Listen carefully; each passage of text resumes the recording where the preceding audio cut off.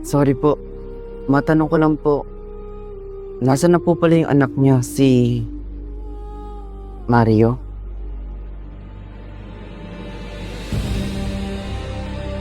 May isang gabi, ilang araw bago siya pumunta sa Maynila para mag-aral. Nabot siya ng gabi sa resort. Dahil mahina na ako, hindi ko siya magawang sunduin. Pero nagpumilit ako na puntahan siya sa resort. Nakarinig ako ng ingay.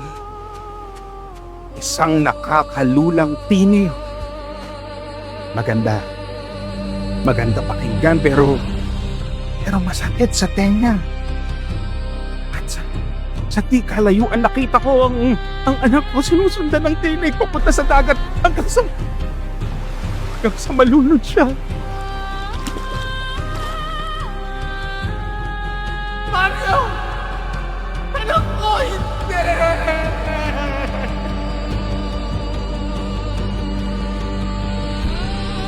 Para bang naakit